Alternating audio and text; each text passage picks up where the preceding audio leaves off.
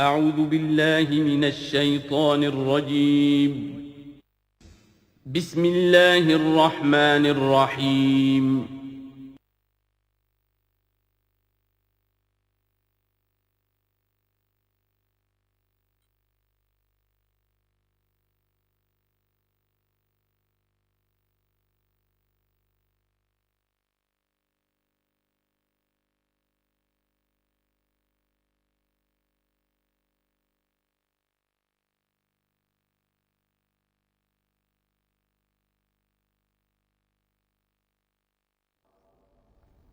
الحمد للہ وکفیٰ والصلاة والسلام علی عبادہ الذین اصطفیٰ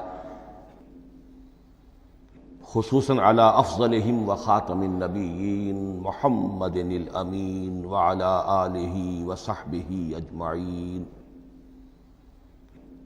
اما بعد فقد قال اللہ تبارک وتعالی کما ورد فی سورۃ الزخرف اعوذ باللہ من الشیطان الرجیم بسم اللہ الرحمن الرحیم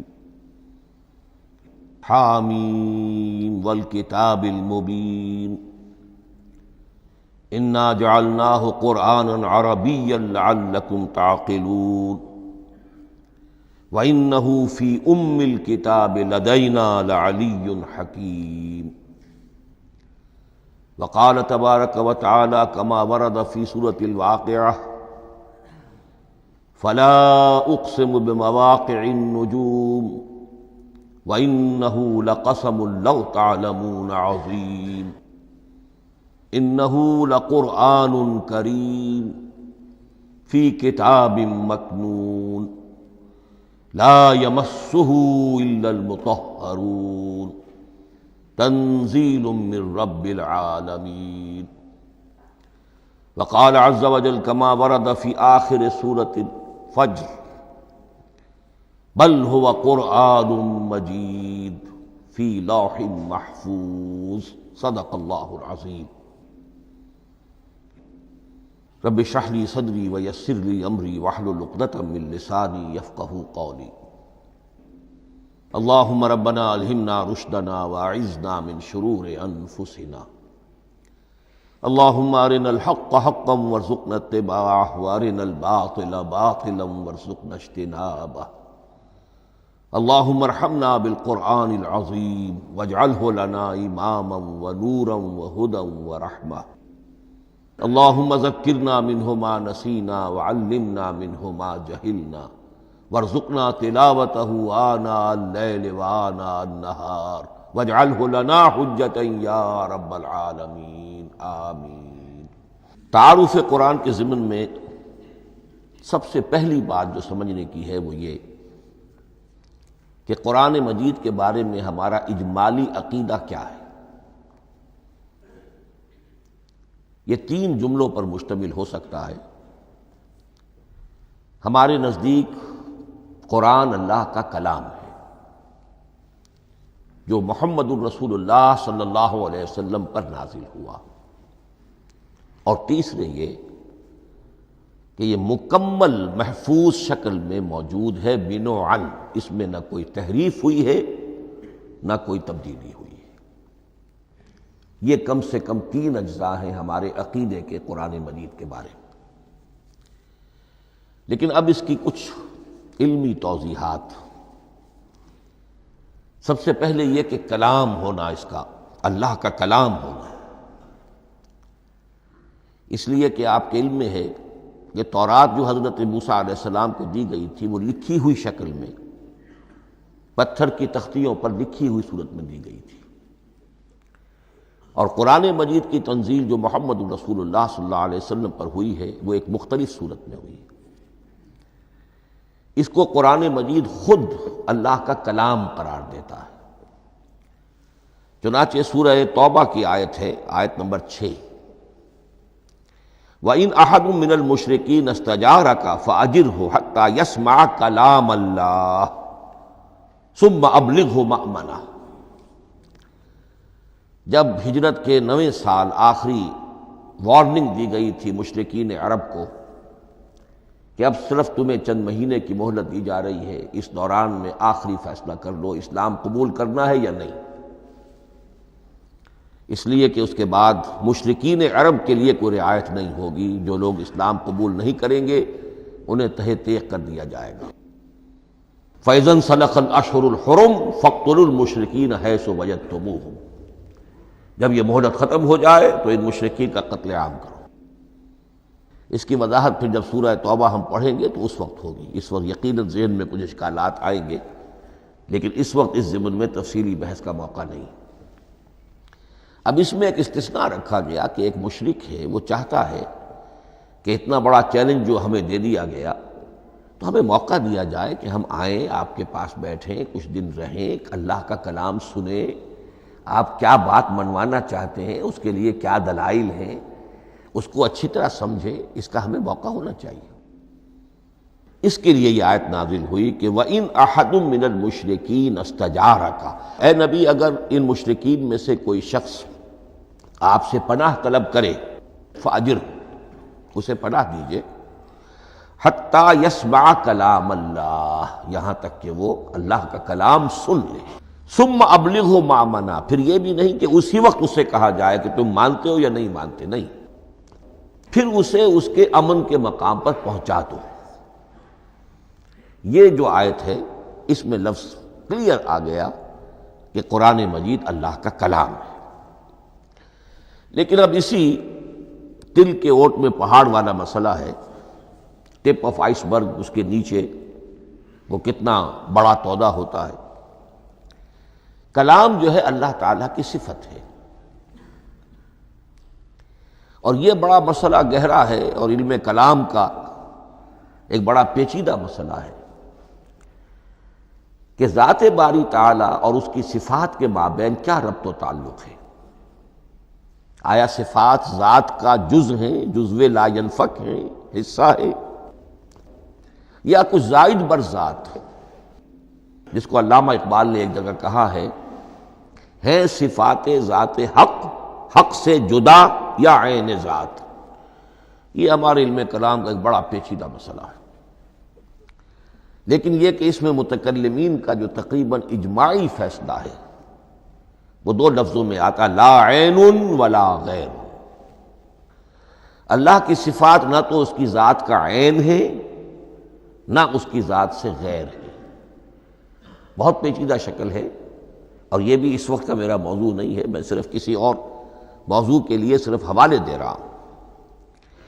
بہرحال قرآن مجید کا جو تعلق ہے ذات باری تعالیٰ کے ساتھ، وہ اس مسئلے سے بخوبی واضح ہو جاتا ہے کہ چونکہ یہ اللہ تعالیٰ کی صفت ہے، اور صفت کو ہم یہ نہیں کہہ سکتے کہ وہ ذات باری تعالیٰ سے جدا ہے، یہ بھی نہیں کہہ سکتے کہ اس کی ذات کا جزو لا ینفک ہے، کچھ اسی طرح کا تعلق ہے قرآن مجید کا ذات باری تعالیٰ کے ساتھ۔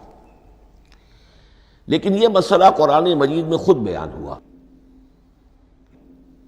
اور سورہ حشر کی آیت میں تو یہ فرمایا گیا، اللہ تعالیٰ نے اپنے اس کلام کی عظمت کو یوں بیان کیا، وہ عظمت کما ہیا، جیسے کہ وہ فی الواقع ہے، اور جس کا کہ گویا کہ پورا ادراک ہمارے لیے اپنی بہت سی محدودیتوں کی وجہ سے ممکن نہیں ہے، لیکن ایک تمثیل کے پیرائے میں سمجھایا، لو انزلنا ھذا القرآن علی جبل لرأیتہ خاشعا متصدعا من خشیۃ اللہ وتلک الامثال نضربها للناس لعلهم یتفکرون۔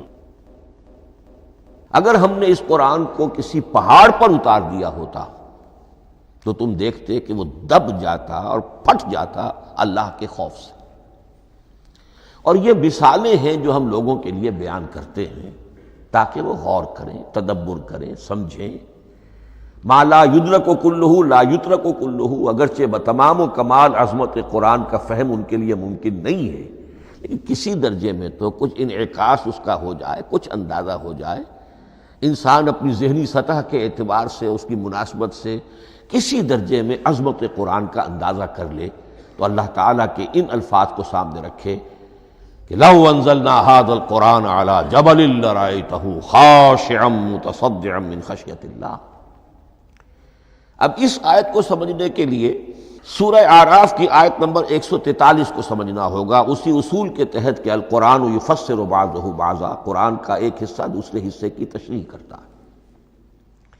وہاں یہ واقعہ بیان ہوا ہے کہ حضرت موسیٰ علیہ السلام کو جب اللہ تعالیٰ نے کوہ طور پر طلب فرمایا 30 راتوں کے لیے، جس میں بعد میں 10 کا اضافہ کر کے وہ ایک 40 رات کا ایک کورس بنا، دن رات، اس موقع پر جو مخاطبہ الہی، مکالمہ الہی سے مشرف ہوئے حضرت موسیٰ علیہ السلام، تو ان کی آتش شوق بھڑکی اور انہوں نے بڑی جرأت کر کے یہ درخواست کر دی، رب ارنی انظر الیک، پروردگار مجھے اپنا دیدار بھی عطا فرما، مجھے موقع عنایت فرما، میں تجھے دیکھ سکوں۔ یہ ان کی وہ آتش شوق کا مسئلہ ہے۔ لیکن جواب کیا ملا؟ لن ترانی، تو مجھے ہرگز نہیں دیکھ سکتے، ولیکن انظر الی الجبل فإن استقر مکانہ فسوف ترانی۔ لیکن ظاہر بات ہے کہ حضرت موسیٰ علیہ السلام کو بات سمجھانے کے لیے کچھ مشاہدہ بھی کرانا تھا۔ فرمایا تم مجھے نہیں دیکھ سکتے، البتہ اس سامنے کے پہاڑ پر نگاہ جماؤ، ہم اس پر اپنی ایک تجلی ڈالیں گے۔ یہ اگلی الفاظ کے اندر وضاحت ہے، میں یہاں پہلے سے بیان کر رہا ہوں سمجھانے کے لیے۔ اگر وہ پہاڑ ہماری اس تجلی کو، تجلی کسے کہتے ہیں؟ جلا، روشنی، تو اللہ تعالیٰ کی طرف سے کوئی خاص اس کے نور کا جب پرتو ہوتا ہے کسی شے پر تو وہ اس کی تجلی ہے۔ ہم اپنی ایک تجلی اس پہاڑ پر ڈالیں گے، اگر وہ اس کو جھیل جائے، اپنی جگہ کھڑا رہ جائے، تو تم سمجھنا کہ شاید تم بھی ہمیں دیکھ سکو۔ فلما تجلی ربہ للجبل، اب یہاں وہ لفظ آ گیا، جب اللہ نے تجلی اپنی پہاڑ پر ڈالی، جعلہ دکا وخر موسیٰ صعقا، وہ پہاڑ ریزہ ریزہ ہو گیا اور حضرت موسیٰ بے ہوش ہو کر گر گئے۔ اب یہ بے ہوش ہو کر گر جانا، جبکہ وہ تجلی براہ راست بھی نہیں ہے، بالواسطہ ہے۔ مشاہدہ جو کر رہے حضرت موسیٰ وہ بالواسطہ ہے، تجلی پہاڑ پر ہے، لیکن یہ کہ اس کا بھی بالواسطہ اس کا جو ہوا ہے، اس کی جو تاثیر ہوئی حضرت موسیٰ علیہ السلام پر کہ وہ اس کی تاب نہ لا سکے اور بے ہوش ہو کر گر گئے۔ یہاں سے یہ بات سمجھ میں آتی ہے کہ یہ تجلی یہ ذات باری تعالیٰ تھی جس نے کوہ طور کو جلا کر بھسم کر دیا یا ٹکڑے ٹکڑے کر دیا، ریزہ ریزہ کر دیا۔ اب ذات الہی کے ساتھ جو تعلق ہے کلام الہی کا، اور یہ صفت جو لا عین ولا غیر کے درجے میں ہے ذات کے ساتھ، تو وہی تاثیر اس کلام الہی کی بھی ہے۔ لو انزلنا هذا القرآن على جبل لرأيته خاشعا متصدعا من خشية الله وَتِلْكَ الْأَمْثَالُ نَضْرِبُهَا لِلنَّاسِ لَعَلَّهُمْ يَتَفَكَّرُونَ۔ اس حقیقت کو اس دور میں میں اپنے مطالعے کی محدودیت کا اعتراف کرتے ہوئے عرض کر رہا ہوں کہ میرے نزدیک جس قدر پرشکوہ انداز میں علامہ اقبال نے بیان کیا ہے، اسی کیفیت کو وہ شاید اس کی کوئی مثال نہ مل سکے۔ فاش گویم آنچ در دل مضمرست، یہ کتابیں نیست چیزیں دیگر است، میں صاف ہی کہہ دیتا ہوں جو میرے دل میں چھپی ہوئی بات ہے۔ فاش گویم آنچ در دل مضمرست، یہ کتابیں نیست، اس قرآن کو کتاب نہ سمجھنا، یہ کچھ اور شے ہے، چیزیں دیگر است۔ اب وہ چیزیں دیگر کیا ہے؟ وہی جو میں نے عرض کیا، ذات باری تعالیٰ اور کلام کا صفت باری تعالیٰ ہونا، اس کے بنا پر جو مناسبت ہے، جو قرب ہے، جو مشابہت ہے۔ مثل حق پنہاؤ ہم پیداستو، زندہ و پائندہ و گویاستو۔ اس کلام میں اللہ تعالیٰ کی ساری صفات کا انعکاس موجود ہے۔ یہ بات ویسے بھی سمجھ میں آتی ہے، کوئی شخص ذرا گفتگو کرے، چند جملے جب وہ ادا کرے گا اپنی زبان سے، تو معلوم ہو جائے گا کہ اس کے فہم کا، اس کی دانش کا، اس کے مطالعے کا حدود اربع کیا ہے اور اس کے ذہن کی سطح کیا، سمجھ میں آ جائے گی بات۔ اس لیے کہ کلام جو ہے وہ متکلم کی پوری شخصیت کی عکاسی کر رہا ہوتا. تانت بازی راگ پایا، چند جملے کسی نے کہا، پتہ چل گیا کہ یہ کس سطح کے آدمی ہیں، علمی اعتبار سے، معلوماتی اعتبار سے، تہذیبی اعتبار سے، کلچرڈ ہیں یا نہیں ہیں. یہ ساری باتیں چند جملوں میں واضح ہو جائیں گی. تو اللہ تعالیٰ کی بھی جملہ صفات کا عکس اس قرآن میں موجود ہے. ان میں سے جن چند چیزوں کا ذکر علامہ نے شعر میں کیا، وہ جو سورہ حدید کی آیت ہے، هو الاول والآخر والظاہر والباطن. اللہ الظاہر بھی ہے، الباطن بھی ہے. اتنا ظاہر کہ اس سے زیادہ ظاہر کوئی شے نہیں، اور اتنا باطن کہ اس سے زیادہ چھپی ہوئی کوئی شے نہیں. اسی لیے حضور سے جو منقول ہیں الفاظ کہ پروردگار انت الظاہر فلیس فوقک شیء وانت الباطن فلیس دونک شیء. یہی کیفیت قرآن کی ہے. مثل حق پنہاں و ہم پیداستو، پنہاں بھی ہے ظاہر بھی ہے، جیسے ذات باری تعالی. اور جیسے اللہ تعالیٰ کی شان ہے جو آیت الکرسی کے شروع میں آئی، الحی القیوم. مثل حق پنہاں و ہم پیداستو، زندہ و پائندہ و گویاستو. یہ قرآن جو ہے اللہ تعالیٰ کی صفات کا ایک عکس اپنے اندر رکھتا ہے. اس سے ذرا آگے چلیے. کلام کے بارے میں اب کلام الہی ظاہر بات ہے کہ صفت ہے، اور صفت قدیم ہے. اللہ کی صفات حادث نہیں ہے. اللہ کی ذات بھی قدیم ہمیشہ سے ہے، اور اس کی صفات بھی قدیم ہمیشہ سے. اور یہ جو کلام الہی ہے، ظاہر بات ہے کہ یہ جو ہماری زبان کے حروف و اصوات ہیں، کلام الہی تو ان سے منزہ ہے، مبرہ ہے، ماورا ہے، اعلیٰ ہے، عرفہ ہے. ہماری زبانوں کے حروف و اصوات، الفابیٹس جگہ جگہ تبدیل ہو جائیں گے. انگریزی کے کچھ اور ہیں، اردو کے کچھ اور ہیں، عربی کے کچھ اور ہیں. کلام الہی ان تمام سے آگاہ، عرفہ، منزہ اور مبرہ ہے. یہ کلام الہی جب بھی نازل ہوا ہے، ظاہر بات ہے حضرت موسیٰ پر اگر کتاب اتاری گئی وہ بھی علم الہی سے آئی، لیکن وہ عبرانی زبان میں آئی. حضرت عیسیٰ علیہ السلام پر انجیل اتاری گئی، ہم یقین سے نہیں کہہ سکتے، دو میں سے کسی ایک زبان میں اتاری گئی ہوگی، یا عبرانی ہوگی، اس لیے کہ شام کے جس علاقے میں، فلسطین کے جس علاقے میں ان کی پیدائش ہوئی اور جہاں وہ دعوت و تبلیغ کے لیے گھومتے رہے، اس کے عوام کی زبان تھی آرامی، اور خواص کی زبان تھی عبرانی، ہیبریو. تو یا تو وہ بھی تورات کی طرح عبرانی ہی میں نازل ہوئی تھی، یا آرامی میں ہوگی. لیکن اب کوئی نسخہ نہ ہیبریو کا، کوئی قدیم نسخہ دنیا میں موجود ہے، نہ آرامی کا. جو سب سے پرانا نسخہ ملتا ہے انجیل کا، وہ اس کا ترجمہ ہے، لیٹن زبان کا ترجمہ ہے یا گریک ترجمہ ہے، اصل کوئی نہیں. بہرحال جب وہ کلام الہی محمد الرسول اللہ پر نازل ہوا، اب اس نے حروف و اصوات کا وہ جامہ پہنا کہ جو عربی زبان کے ہیں. یہی وجہ دیکھیے، میں نے جو آیت سورہ حامیم، یہ جو سلسلہ سور ہے اس میں سے سورہ زخرف کی آیت جو میں نے آپ کو سنائی، حامیم والکتاب المبین انا جعلناہ قرآنا عربیا لعلکم تعقلون. ہم نے بنا دیا ہے اپنے اس کلام کو قرآن عربی، اس کو عربی حروف و اصوات کا جامہ ہم نے پہنا دیا ہے. انا جعلناہ قرآنا عربیا لعلکم تعقلون، کہ چونکہ مخاطب اول جو قوم تھی امیین، ان کی زبان عربی تھی، لعلکم تعقلون، تاکہ تم اس کو سمجھ سکو. اب اس سے آگے چلیے. اصل قرآن مجید کے 3 مقامات سے معلوم ہوتا ہے. اصل قرآن اللہ کے پاس ہے. یہ قرآن جو ہمارے پاس ہے، مصحف عثمان رضی اللہ تعالی عنہ، یہ اس قرآن کی مصدقہ نقل ہے. اصل قرآن کہاں ہے؟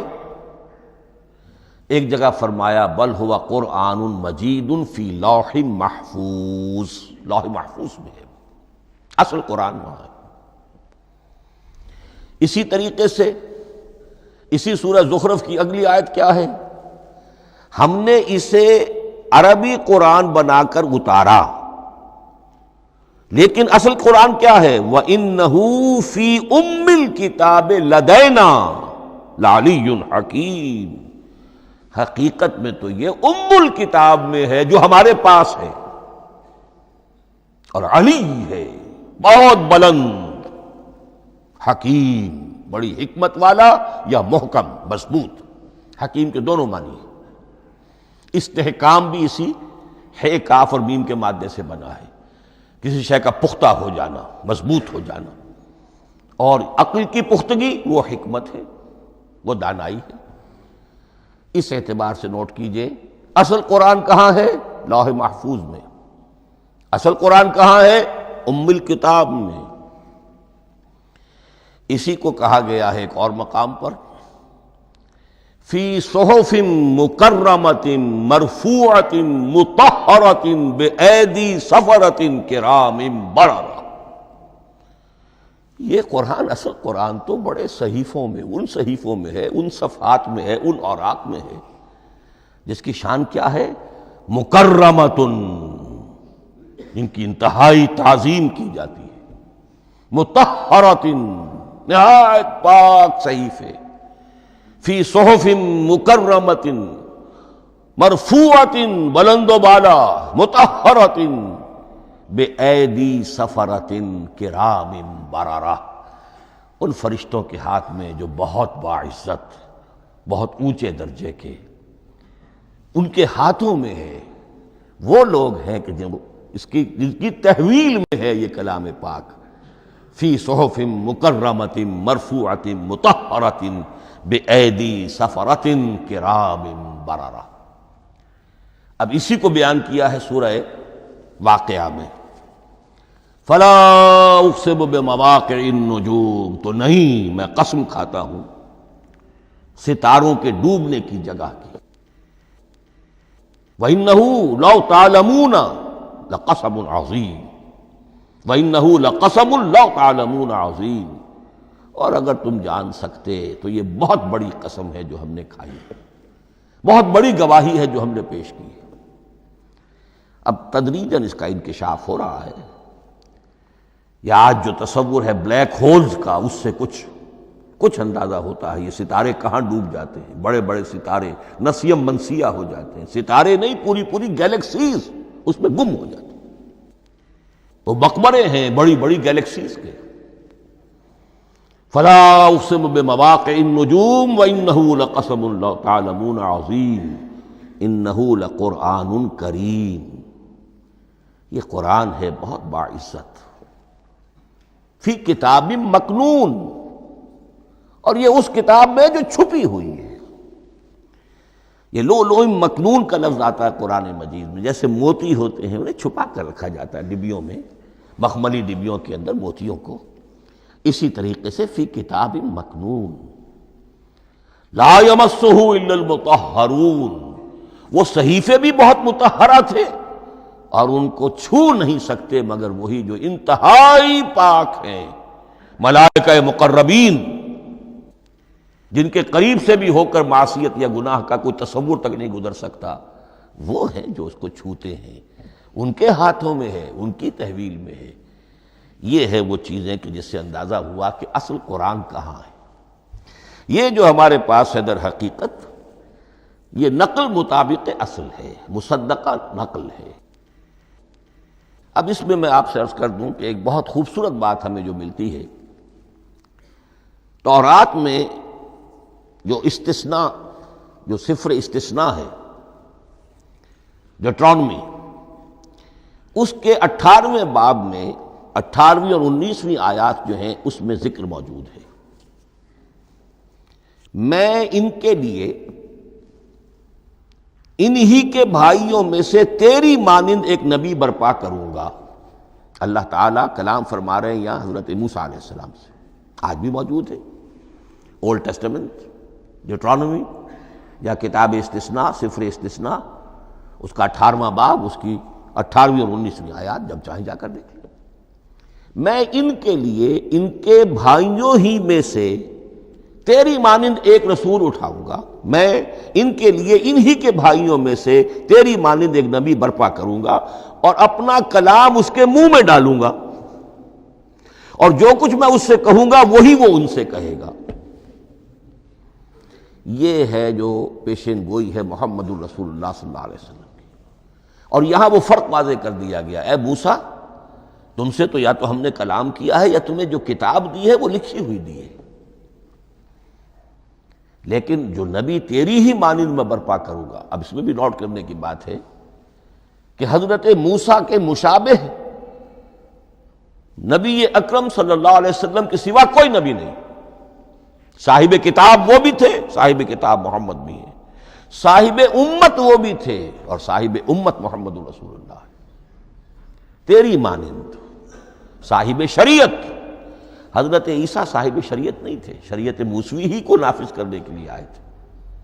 ان کی حیثیت دین موسوی کے مجدد کی تھی، ویسے نبی تھے، اللہ کے فضل و کرم سے نبی تھے، اس میں کوئی شک نہیں، رسول تھے، لیکن یہ کہ ان کے کام کی نوعیت کیا تھی، اس لیے کہ کوئی نئی شریعت لے کر نہیں آئے۔ اب بھی انجیل میں الفاظ موجود ہیں، don't think I have come to destroy law, the Mosaic law جسے یہ کہتے ہیں، شریعت موسوی، وہ تم پر نافذ رہے گی، تم اس کی پابندی کرو گے، چونکہ صاحب شریعت رسول یا موسیٰ یا محمد صلی اللہ علیہ وسلم علیہ الصلوۃ والسلام۔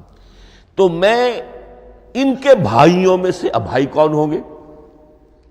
ظاہر بات ہے بنی اسرائیل، ان کے کزنز کون ہیں؟ بنی اسماعیل۔ بنی اسرائیلی تو جو بھی نبی ہے وہ انہی میں سے ہے، ان کے بھائیوں میں سے، تو بھائی تو ہوگا، ان کا کزن ہوگا، اب وہ کون ہے؟ بنی اسماعیل۔ تو ان کے بھائیوں میں سے گویا کہ غیر اسرائیلی جو ان کے قریب ترین قرابت دار ہوں گے وہ بنو اسماعیل ہیں۔ تیرے مانند صاحب شریعت نبی میں برپا کروں گا، لیکن اس پر جو میرا کلام اترے گا وہ کس شکل میں اترے گا؟ میں اپنا کلام اس کے منہ میں ڈالوں گا، اور پھر وہ جو کچھ کہے گا وہ وہی کہے گا جو میں نے کہا ہے۔ اب اس کے حوالے سے ایک بہت اہم بات سمجھ لیجئے، اور قرآن مجید کے دو اہم مقامات کی وضاحت اس سے ہو جائے گی۔ یہ کلام اللہ، قرآن مجید میں اس کو قول جبرائیل بھی کہا گیا ہے۔ کلام اللہ حضرت جبرائیل کے ذریعے سے جب ادا ہوا ہے تو قول جبرائیل ہے، اور پھر جب وہ محمد الرسول اللہ کی زبانی ادا ہوا تو قول رسول ہے، قول محمد ہے صلی اللہ علیہ وسلم۔ یہ قول اللہ بھی ہے، قول جبرائیل بھی ہے، اور قول محمد بھی ہے بیک وقت۔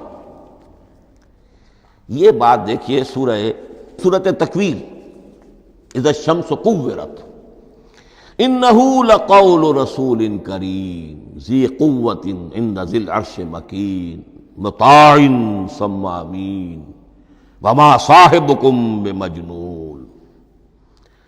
یہ یہاں پر حضرت جبرائیل کا ذکر ہو رہا ہے۔ وما ہوا بقول شیطان الرجیم، محمد تک اس قرآن کو لانے والا تو وہ بلند پائے کا فرشتہ ہے، یہ کوئی شیطان رجیم نہیں ہے، اس لیے کہ مکے والوں نے کہہ دیا تھا ہو سکتا ہے کوئی بدروح آئی ہو محمد پر، اور اس بدروح نے کوئی الٹی سیدھی بات سکھا دی ہو، نہیں۔ انہ لقول رسول کریم، یہاں رسول کریم کون ہے؟ حضرت جبرائیل۔ انہ لقول رسول کریم ذی قوت عند ذی العرش مکین، بڑی قوت والا اور جس کا بڑا اونچا مقام اور مرتبہ ہے عرش والے کے قریب۔ ذی قوت عند ذی العرش مکین مطاع ثم امین، وہ فرشتوں کے مطاع ہیں، فرشتے ان کی اطاعت کرتے ہیں، فرشتوں کے سردار ہیں، اور پھر ساتھ ہی پورے امین ہیں، جبرائیل امین، یہ ہم لفظ استعمال کرتے ہیں۔ اور اس کے بعد آگے جا کے فرمایا وما ہوا بقول شیطان الرجیم، یہ کسی شیطان رجیم کا قول نہیں ہے۔ اب یہاں اس سورہ تکویر میں قرآن کو قول جبرائیل قرار دیا گیا، لیکن سورۃ الحاقہ میں چلیے، اس کے آخر میں آتا ہے انہ لقول رسول کریم وما ہوا بقول شاعر قلیلا ما تؤمنون ولا بقول کاہن قلیلا ما تذکرون تنزیل من رب العالمین۔ یہاں اب رسول کریم سے مراد محمد الرسول اللہ صلی اللہ علیہ وسلم۔ یہ کسی شاعر کا قول نہیں ہے، کسی کاہن کا قول نہیں ہے، یعنی جس کے زبانی یہ قرآن لوگوں کے سامنے آ رہا ہے۔ جبرائیل کا قول ہو کر تو محمد پر نازل ہوا صلی اللہ علیہ وسلم، لیکن اب لوگوں کے سامنے وہ قول محمد بن کر آ رہا۔ انہ لقول رسول کریم وما هو بقول شاعر قلیلا ما تؤمنون ولا بقول کاہن قلیلا ما تذکرون تنزیل من رب العالمین۔ تو قرآن مجید کلام اللہ ہے، پھر وہ قول جبرائیل بنا جب جبرائیل نے آ کر محمد کو سنایا، اور پھر وہ قول محمد بنا جب محمد کی زبان مبارک سے لوگوں نے اسے سنا، اہل عرب نے سنا، اور پھر وہ بات پھیلتی چلی گئی۔ اب آخری بحث اس موضوع پر جو ہے وہ یہ ہے، کلام الہی کی 3 صورتیں ہیں جو قرآن مجید میں سورہ شورى کی آیت نمبر 51 میں بیان ہوئی ہے۔ وما كان لبشر ان يكلمه اللہ، کسی بشر، کسی انسان کی یہ حیثیت نہیں ہے، مقام نہیں ہے کہ اللہ اس سے کلام کرے۔ یہ نہیں کہا کہ اللہ کے لیے ممکن نہیں ہے، نہیں، اللہ کے لیے تو ہر شے ممکن ہے، لیکن کسی بشر کا یہ مقام نہیں ہے کہ اللہ اس سے کلام کرے۔ مخلوق ہے، بشر ہے۔ ما کان لبشر ان یکلمہ اللہ الا اب 3 شکلیں آئیں، الا وحیا او من وراء حجاب او یرسل رسولا فیوحی باذنہ ما یشاء انہ علی حکیم۔ 3 صورتیں ہیں کلام الہی کی۔ یا تو براہ راست اللہ وحی کرتا ہے بغیر کسی فرشتے کی درمیان میں ذریعہ بنائے ہوئے، اسی کا نام الہام ہے، اسی کا نام تحدیث ہے۔ یہ غیر نبی کے ساتھ بھی ہوتا ہے۔ حضور نے فرمایا ہر نبی کی امت میں محدث ہوتے تھے جن سے اللہ کلام کرتا تھا، اور میری امت کا محدث عمر ہے رضی اللہ تعالی عنہ۔ محدث، محدث نہیں، محدث کے معنی ہے علم حدیث کا ماہر۔ امام بخاری محدث ہیں، امام مسلم محدث ہیں۔ محدث تحدیث سے مفعول بنا، جس سے بات کی جاتی ہے۔ محدث، اللہ بات کرتا ہے، اللہ دل میں ڈال دیتا ہے، القاء ہو جاتا ہے، الہام ہو جاتا ہے، کوئی فرشتہ درمیان میں نہیں، براہ راست۔ دوسری شکل کلام کی کیا ہے؟ او من وراء حجاب، یہ ہمارے علم کی حد تک صرف حضرت موسیٰ علیہ السلام کی شان ہے، استثنائی شان ہے۔ وَكَلَّمَ اللَّهُ مُوسَىٰ تَكْلِيمًا، اور موسیٰ کے ساتھ تو اللہ نے کلام فرمایا جیسے کہ کلام کیا جاتا ہے۔ فرق کیا تھا؟ من وراء حجاب، پردہ تھا، دیکھ نہیں سکتے تھے، تبھی تو ان کی وہ آتشی شوق بھڑکی تھی۔ کیا قیامت ہے کہ چلمن سے لگے بیٹھے ہیں، صاف چھپتے بھی نہیں، سامنے آتے بھی نہیں، کلام بھی فرما رہے ہیں، لیکن یہ کہ بات مجھے دیدار عطا کرنے کے لیے تیار نہیں، رب ارنی انظر الیک۔ لیکن یہ جو کلام ہے ہمارے علم کی حد تک براہ راست اس دنیا میں حضور سے ہوا ہے معراج کی شب، لیکن وہ 7ویں آسمان پر ہوا۔ اس دنیا میں ہمارے علم کی حد تک یہ کلام براہ راست من ورائے حجاب صرف حضرت موسیٰ علیہ السلام کی استثنائی شان ہے۔ اور تیسرا ہے او یرسل رسولا فیوحی باذنہ ما یشاء، یا تیسری صورت یہ کہ اللہ کسی پیغامبر کو بھیجتا ہے جو وحی کرتا ہے جو اللہ چاہتا ہے۔ یہ تیسری شکل ہے وحی کی۔ قرآن مجید اس تیسری شکل میں نازل ہوا ہے محمد الرسول اللہ صلی اللہ علیہ وسلم پر۔ حضور کو جو الہام ہو جاتے تھے، جو حضور کو القاء ہو جاتا تھا، جو آپ کے دل میں براہ راست اللہ کی طرف سے وحی آتی تھی، وہ قرآن میں شامل نہیں ہے۔ اگرچہ حضور کے خواب بھی سچے تھے، وہ بھی اللہ کی طرف سے ہوتے تھے، شیطان کی آمیزش نہیں ہو سکتی تھی، لیکن یہ بھی قرآن میں شامل نہیں ہے۔ قرآن میں شامل ہے تیسری قسم کی وحی، او یرسل رسولا، پھر ہم بھیجتے ہیں ایک پیغامبر کو فرشتوں میں سے، اللہ یستفی من الملائکۃ رسلا ومن الناس، اللہ چن لیتا ہے فرشتوں میں سے بھی اپنا پیغامبر اور انسانوں میں سے بھی۔ تو فرشتے کے ذریعے سے ایک فرشتہ جو اللہ سے لیتا ہے اور انسان رسول انسان تک پہنچا دیتا ہے۔ اب وہ رسول انسان، رسول بشر جو ہے وہ اپنے ہم نوع ہم جنس لوگوں کو پہنچاتا ہے۔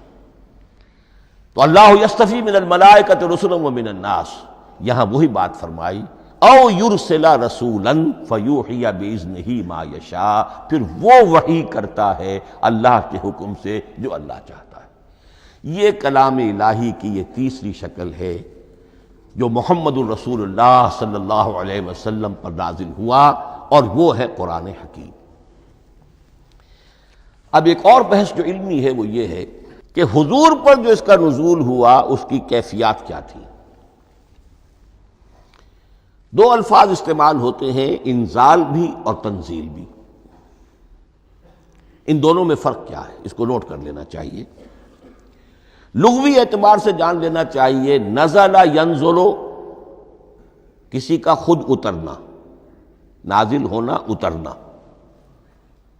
انزل ینزل دفعتاً اتار دینا، کسی اور نے کسی شے کو دفعتاً نیچے اتار دیا۔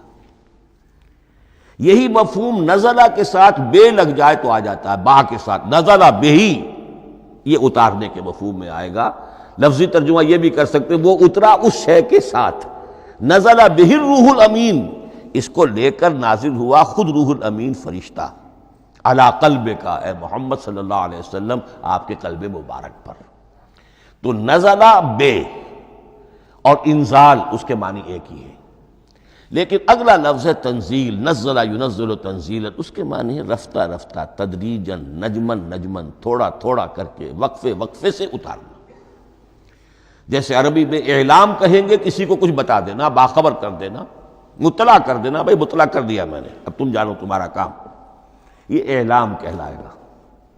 تعلیم کسے کہتے ہیں؟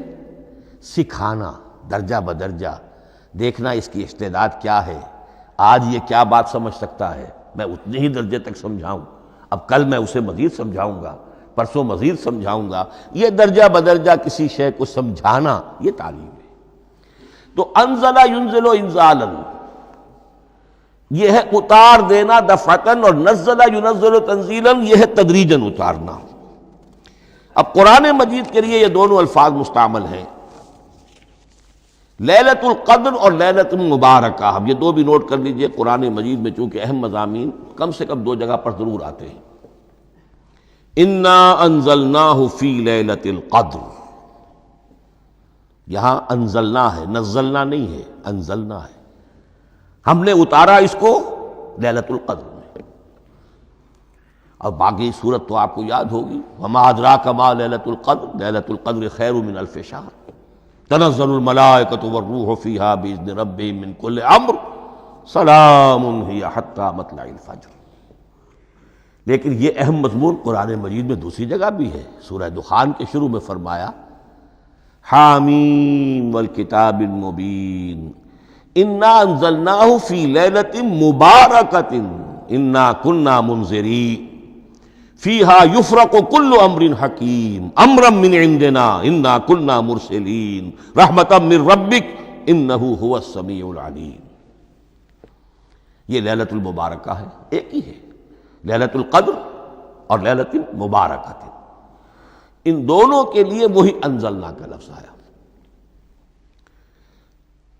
لیکن یہ کہ سابقہ کتابوں کے اعتبار سے قرآن مجید کا فرق واضح کیا گیا ہے۔ مثلا سورہ نساء کی آیت نمبر 136 بہت نمایاں ہے، بہت نمایاں ہے۔ وہاں فرمایا گیا یا ایھا الذین آمنوا آمنوا باللہ ورسولہ والکتاب الذی نزل علی رسولہ والکتاب الذی انزل من قبل۔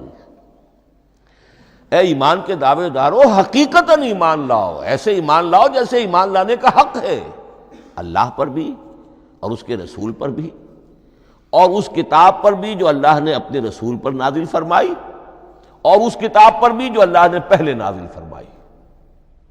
لیکن نازل کے لیے یہاں آیا حضور کے لیے والکتاب الذی نزل علی رسولہ، تنزیل کی شکل میں، اور تورات کے لیے والکتاب الذی انزل من قبل، وہ تو دفعۃ واحدا لکھی ہوئی تختیوں کی شکل میں حضرت موسیٰ علیہ السلام کو دے دی گئی تھی۔ تو یا ایھا الذین آمنوا آمنوا باللہ ورسولہ والکتاب الذی نزل علی رسولہ والکتاب الذی انزل من قبل۔ یہ جو تنزیل ہوئی ہے حضور پر، یعنی لیلۃ القدر میں جو رمضان مبارک میں ہے، پورا قرآن لوح محفوظ سے، کتاب مکنون سے، ام الکتاب سے نقل کر کے اتار دیا گیا سمائے دنیا تک۔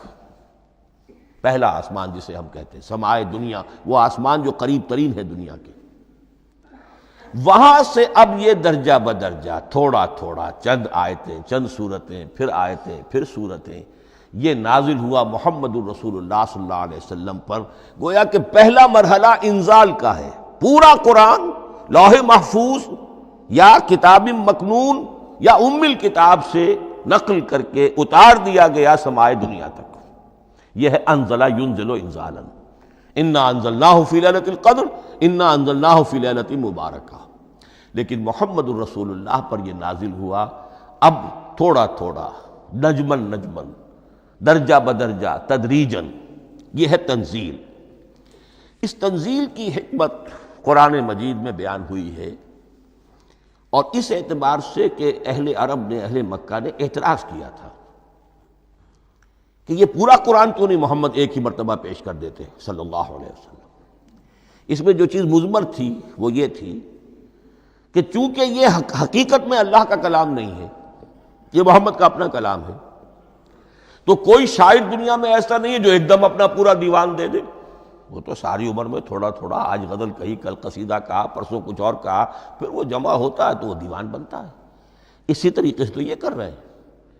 اگر یہ اللہ کا کلام ہوتا تو بیک وقت آ جاتا۔ یہ تو ذرا محنت کرتے ہیں، کچھ اس کے اندر اس کو اپنی محنت سے کوشش کر کے کچھ موضوع کرتے ہیں، کلمات، الفاظ، اور اس طریقے سے رفتہ رفتہ لے کر آ رہے ہیں۔ اس لیے ان کا اعتراض نقل ہوا ہے۔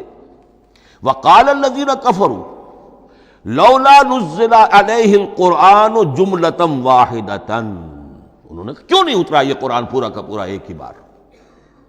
یہ اعتراض تھا۔ اس اعتراض کے جو جوابات دیے گئے ہیں وہ نوٹ کیجئے کہ لوگوں کے حق میں یہ مفید ہے، یہ پورے قرآن کا تحمل ایک وقت میں کر نہیں سکتے۔ یہ پورا قرآن تو ایک ہی مرتبہ اگر پہاڑ پر بھی اتار دیا جاتا تو وہ پھٹ جاتا، دب جاتا۔ وَقُرْآنًا فَرَقْنَاهُ لِتَقْرَأَهُ عَلَى النَّاسِ عَلَى مُكْثٍ وَنَزَّلْنَاهُ تَنزِيلًا، سورہ بنی اسرائیل آیت 106۔ یہ وہ قرآن ہے جس نے ہم نے جس کو ٹکڑے ٹکڑے کر کے، فرق نہ ہو، فرق توڑ دینا، تھوڑا تھوڑا کر کے ہم نے کر دیا، لِتَقْرَأَهُ عَلَى النَّاسِ عَلَى مُكْثٍ، تاکہ آپ اسے پڑھ کر سنائے لوگوں کو وقفے وقفے سے، تاکہ وہ سہار سکیں، سنبھال سکیں، برداشت کر سکیں۔ وَنَزَّلْنَاهُ تَنزِيلًا، اسی وجہ سے ہم نے اسے نازل کیا ہے بطرز تنزیل، بطرز انزال نہیں، بطرز تنزیل۔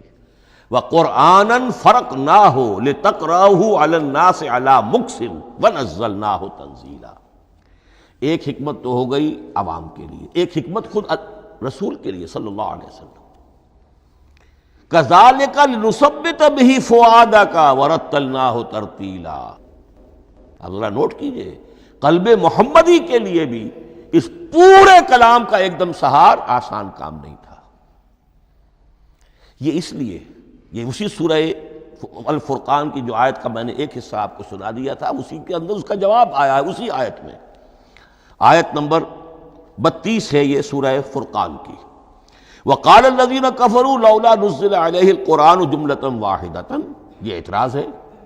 جواب کیا ہے؟ کذالک لنثبت بہ فؤادک، ہم نے یہ اس لیے کیا ہے نبی کہ اس کے ذریعے سے آپ کے دل کو ٹھہراؤ اور جماؤ عطا کرے۔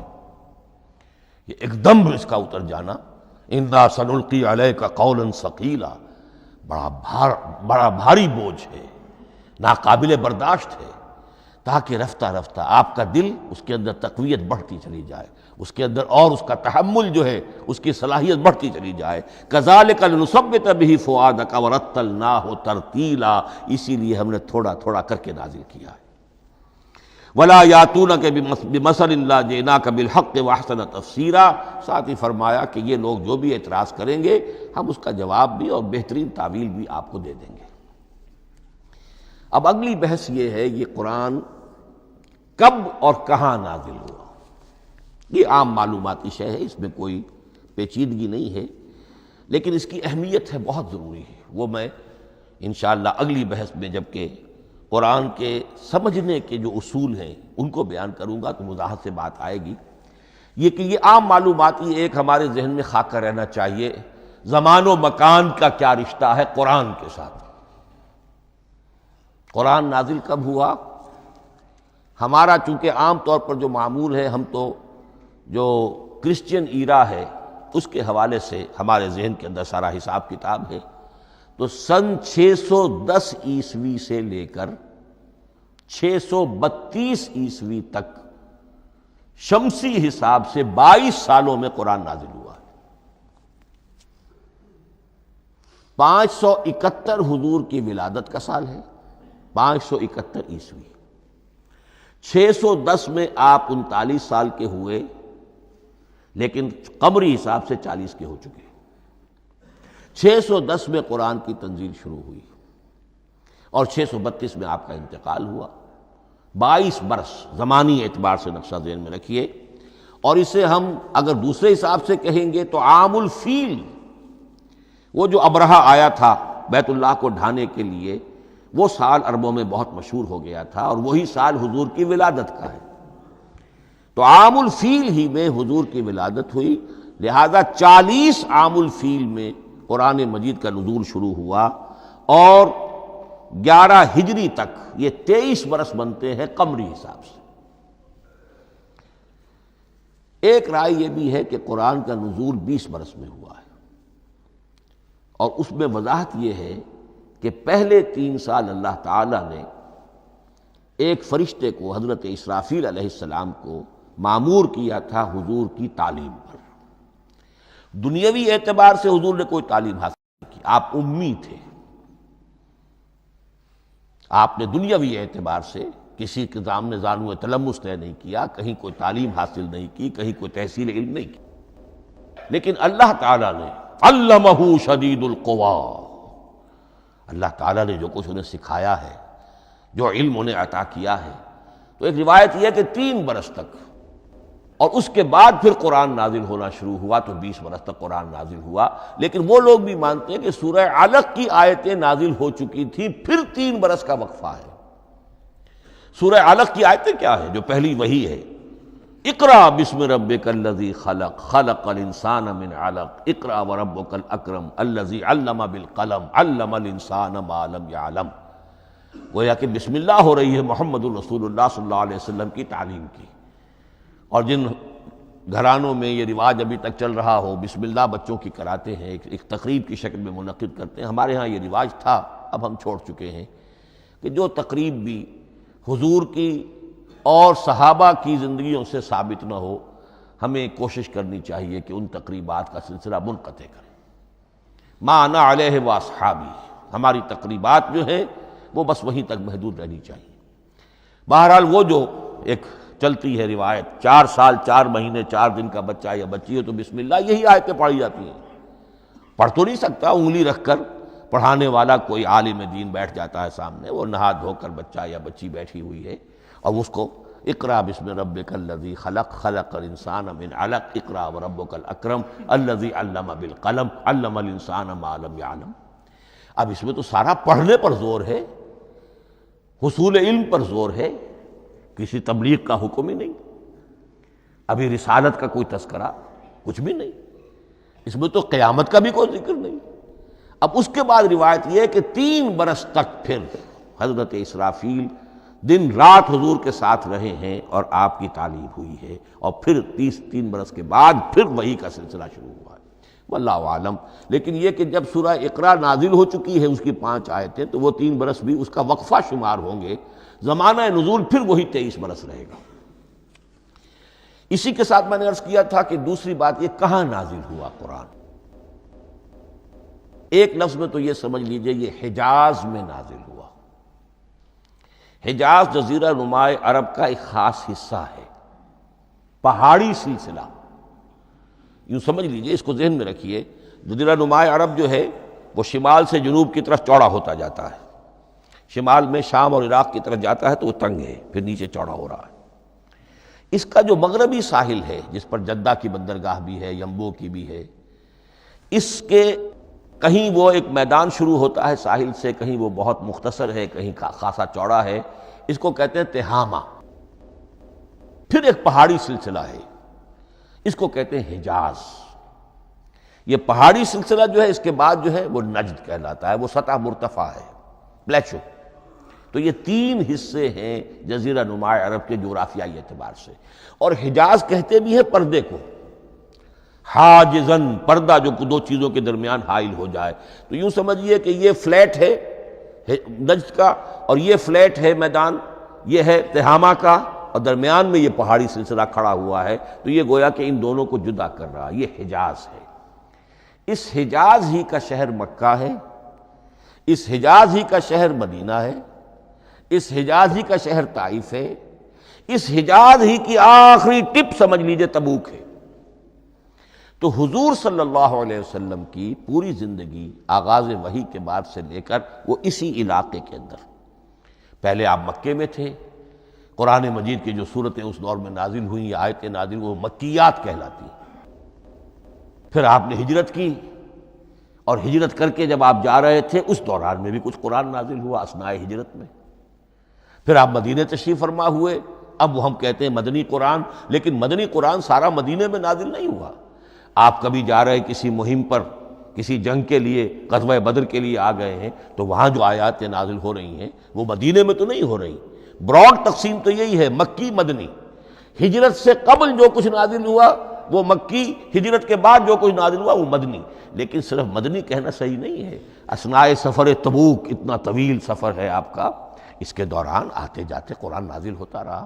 لیکن یہ بات نوٹ کر لیجئے کہ پورا قرآن حجاز ہی میں نازل ہوا ہے، یہ تمام شہر، یہ تمام علاقہ حجاز کہلاتا ہے۔ ایک اور بحث جو ہم اسی اپنی پہلی نشست میں مکمل انشاءاللہ کر لیں گے، وہ ہے محفوظیت قرآن کی بحث۔ میں نے عرض کیا تھا کہ تین چیزوں پر ہمارا عقیدہ مشتمل ہے۔ یہ اللہ کا کلام ہے، نمبر ایک، نازل ہوا محمد الرسول اللہ پر صلی اللہ علیہ وسلم، اسی لیے ہم نے کلام سے متعلق کچھ مباحث علمی گہرائی میں اتر کر وہ سمجھے، حضور پر اس کے نزول، انزال اور تنزیل کے مختلف مراحل کو سمجھا۔ اب اس کی محفوظیت کے اعتبار سے واقعہ یہ ہے کہ واحد کتاب ہے پوری دنیا میں، واحد کتاب جس کے بارے میں دشمن بھی تسلیم کرتے ہیں، چاہے وہ اسے اللہ کا کلام نہ مانے، لیکن یہ مانتے ہیں کہ بعین ہی وہ شے جو محمد نے اپنی امت کو دی تھی آج بھی امت کے پاس صحیح موجود ہے۔ ظاہر بات ہے اگر تو اسے اللہ کا کلام مانے، وہی مانے، تب تو مسلمان ہی ہو گئے۔ وہ تو یہی کہتے ہیں کہ بہرحال محمد نے چاہے خود لکھا، تصنیف کیا، جو بھی کچھ کیا، اس کو چھوڑ دیجئے، لیکن جو شے محمد نے اپنی امت کو دی تھی صلی اللہ علیہ وسلم، بعین ہی وہ شے موجود ہے۔ تو یہ محفوظیت قرآن کی جو ہے، جبکہ کوئی اور دنیا کی کتاب اس کی مدعی ہی نہیں۔ تورات والوں کا سرے سے یہ دعویٰ ہی نہیں ہے، وہ تورات تو گم ہو گئی تھی نبوکدنضر کے حملے کے وقت، اس کے بعد سے دنیا میں تورات کا وجود نہیں ہے، اور پھر 100 برس کے بعد اپنی یادداشتوں سے مرتب کی ہے یہ تورات جو آج ہمارے سامنے ہے۔ انجیل کا جیسا کہ میں عرض کر چکا ہوں، کوئی نسخہ جو ہے نہ عبرانی کا موجود ہے نہ آرامی زبان کا ہے، دنیا کی کوئی کتاب نہیں جو دعویٰ کر سکتی ہو۔ یہ قرآن جو شروع ہوتا ہے ذالک الکتاب لا ریب فیہ، یہ دعویٰ دنیا کی کسی اور کتاب نے خود کیا بھی نہیں۔ اس کی بھی جس قدر پرشکوہ الفاظ میں علامہ اقبال نے اس کی ترجمانی کی ہے، انہی کا حصہ ہے۔ حرف اورا ریب نئے، تبدیل نئے، آیاش شرمندہ تعویل نئے۔ اس قرآن کے کسی حرف میں کوئی تحریف ہو جانا نہیں، امکان ہی نہیں، قطعی طور پر کسی لفظ کا بدل دیا جانا نہیں، حرف اورا ریب نئے، تبدیل نئے۔ اس میں کسی کا شک پر مبنی ہونا نہیں، آیش شرمندہ تعویل نئے، اس کی آیت کوئی بھی ایسی نہیں جسے تروڑا مروڑا جا سکے، یہ اپنی حفاظت خود کرتی ہے۔ لا یاتیہ الباطل من بین یدیہ ولا من خلفہ، حامیم سجدہ کی آیت نمبر 42، اس پر باطل حملہ آور ہو ہی نہیں سکتا۔ انا نحن نزلنا الذکر وانا لہ لحافظون، ہم ہی نے یہ الذکر نازل کیا ہے اور ہم ہی اس کی حفاظت کرنے والے ہیں۔ جہاں تک پہلے ٹکڑے کا تعلق ہے اس آیت مبارکہ کا، اس میں تو تورات بھی آئے گی۔ تورات کس نے نازل کی؟ اللہ نے نازل کی۔ انجیل کس نے نازل کی؟ اللہ نے نازل کی۔ انا انزلنا التوراۃ فیہا ھدی ونور، یہ سورہ مائدہ میں الفاظ ہیں۔ انجیل کے بارے میں بھی ہم نے انجیل عطا کی عیسیٰ کو، فیہ ھدی ونور، لیکن یہ کہ انا نحن نزلنا الذکر، اس کو اس قدر تاکید کے ساتھ کہہ کر وَإِنَّا لَهُ لَحَافِظُونَ، اور ہم ہی اس کے محافظ ہیں۔ لیکن اس موضوع پر اہم ترین مقام جو ہے قرآن مجید کا، وہ سورہ قیامہ کی یہ آیات ہے، لا تحرک بہ لسانک لتعجل بہ۔ جب قرآن نازل ہوتا تھا حضور جلدی جلدی زبان کو حرکت دیتے تھے، یاد کر لیں، مبادا کہیں بھول جاؤ، مبادا کوئی لفظ جو ہے تبدیل ہو جائے۔ یہ مشقت جو آپ جھیل رہے تھے، اس سے اللہ نے روک دیا از راہ شفقت اور محبت۔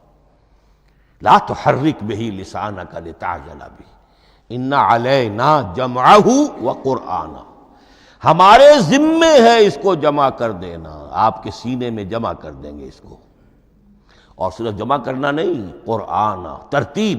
قرآن ہوتا ہے پڑھا جاتا ترتیب سے، یعنی ترتیب نزولی۔ یہ بعد میں ہماری علیحدہ بحث بھی آئے گی کہ ترتیب نزولی اور ہے، ترتیب مصحف اور ہے، یہ ترتیب بھی ہم کروا دیں گے، یہ بھی ہمارے ذمے ہے۔